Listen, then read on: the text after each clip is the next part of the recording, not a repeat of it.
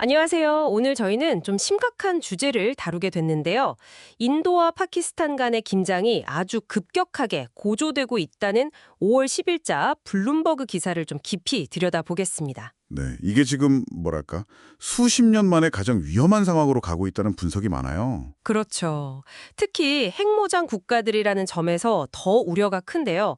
자, 오늘 이 기사를 통해 군사적 충돌 양상과 배경, 또 파장까지 핵심만 좀 명확하게 짚어보죠. 네, 보내주신 기사를 보니까 최근 사건들하고 또 국제사회 반응까지 잘 나와 있더라고요. 이걸 토대로 한번 집중적으로 파헤쳐 보겠습니다. 좋습니다. 바로 한번 들어가 보죠. 기사를 보니까 토요일 새벽이죠. 5월 10일 파키스탄 군이 먼저 인도의 미사일 공격에 대한 보복 조치를 했다. 이렇게 발표했네요. 네, 맞아요. 그 전에 인도가 먼저 파키스탄 공군 기지 3곳을 미사일로 공격했거든요. 아, 인도가 먼저요. 네, 특히 수도 이슬라마바드 근처에 있는 누르칸 공군 기지까지 포함해서요. 거기에 대한 대응이라는 거죠. 그렇군요. 파키스탄 군 대변인은 근데 자산은 안전하다고 밝혔다고요. 일단 발표는 그렇게 했습니다. 하지만 이게 명백히 군사적 긴장을 확 끌어올린 건 맞죠. 그렇죠. 그 이후 상황은 어떻습니까? 파키스탄은 이후에 펀자브주하고 인도령 카슈미르 지역에 있는 인도 공군 기지랑 군사시설을 타격했다고 발표했고요. 인도 쪽에서는 파키스탄에서 넘어온 드론 공격을 여러 번 막아냈다고 밝혔어요. 암리찰에 있는 카사 칸톤먼트 같은 구체적인 지역 이름도 나왔고요. 이게 벌써 나흘째 이어지고 있다는 거죠? 네, 그 점이 상당히 심각합니다. 교전이 계속되고 있다는 거거든요. 아, 정말 일촉즉발인데 이 모든 갈등의 시작점은 어디였을까요? 기사에서는 4월 22일 사건을 언급하네요. 네, 그게 발단이었어요. 인도령 잠무 칼슈미르 지역에서 무장 괴한들이 민간인들을 공격했는데 주로 힌두교 순례객들이었죠. 26명이 사망했습니다. 26명이요? 인도는 이걸 파키스탄 배후의 테러행위다 이렇게 규정하고 강하게 비난했고요. 파키스탄은 당연히 부인했죠. 관련 없다고. 늘 그래왔던 것처럼요. 그렇죠. 근데 그 후에 인도가 파키스탄 내부에 있다고 주장하는 테러리스트 캠프 9곳을 공습하면서 상황이 완전히 악화된 겁니다. 아, 인도가 먼저 공습을 감행했군요.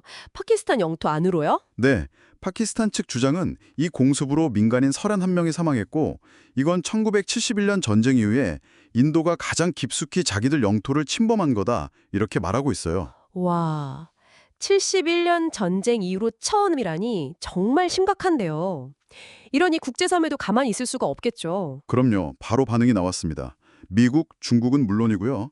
이란, 일본, 사우디아라비아 같은 나라들이 전부 양측에 자제하라고 촉구하고 나섰어요.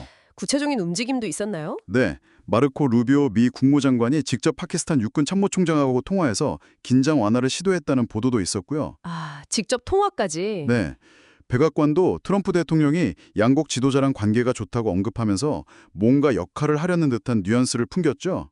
그리고 G7 외무장관들도 성명을 냈어요. 즉각적인 긴장 완화 그리고 평화적 해결을 위한 직접 대화를 촉구한다고요. 중국 반응은 어땠습니까? 아무래도 바로 이웃이니까요. 중국 외교부도 깊은 우려를 표명하면서 긴장을 더 고조시킬 수 있는 어떤 행동도 자제해야 한다. 이렇게 요구했습니다.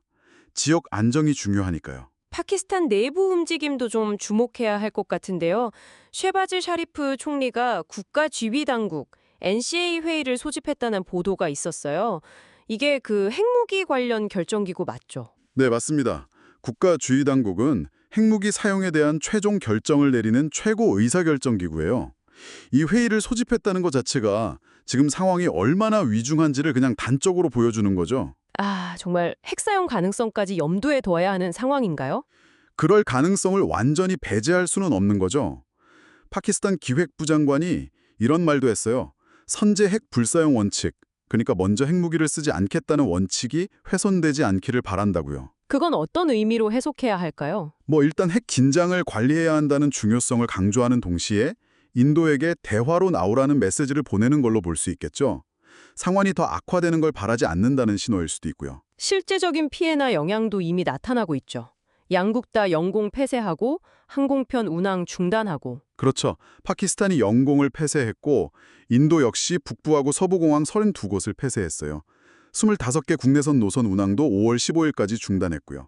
이게 민간에 미치는 영향이 상당하죠. 그럼요. 여행객이나 물류 이동에도 차질이 크겠네요. 네. 그리고 인도 스리나가르에서는 포격 소리가 들린다는 보도도 있었고, 라주리 마을에서는 파키스탄 포격으로 행정관료 한 명이 사망했다는 지역 최고 행정관의 발표도 있었습니다. 인명 피해까지 발생했군요. 네.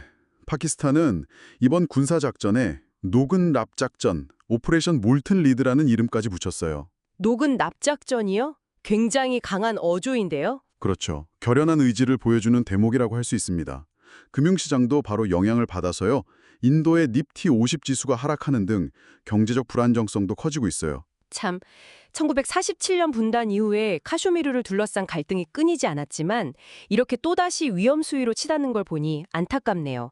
2019년에도 비슷한 일 있었잖아요. 네, 그때도 자살 폭탄 테러 이후에 인도가 공습하고 파키스탄이 인도 전투기 격추하면서 전쟁 직전까지 갔었죠. 다행히 조종사가 송환되면서 긴장이 좀 완화됐었는데요. 이번엔 어떻게 될지. 정말 숨가쁘게 돌아가는 상황입니다. 자, 오늘 저희는 블룸버그 기사를 통해서 인도와 파키스탄 간의 군사적 충돌 격화 상황, 또 국제사회의 긴박한 외교적 노력, 그리고 이미 현실로 나타나고 있는 영향들까지 쭉 짚어봤습니다. 자, 이 모든 상황을 지켜보시면서 여러분은 어떤 질문을 던지게 되시나요? 이 기사는 지금 당장 벌어지고 있는 군사적, 외교적 상황에 초점을 맞추고 있죠. 근데 저희가 잠시 얘기했지만 이 갈등은 사실 굉장히 깊은 역사적 뿌리가 있고요.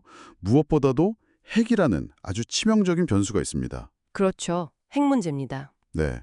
그렇다면 단순히 지금 이 위기를 어떻게 봉합할까? 이걸 넘어서서 정말 지속 가능한 안정을 위해서는 양국 관계에 아니면 이 지역 전체에 어떤 좀 근본적인 변화가 필요할지 고민해보는 건 어떨까 싶습니다. 이건 오늘 저희가 다른 내용 너머에 어쩌면 더 중요한 질문일지도 모르겠습니다.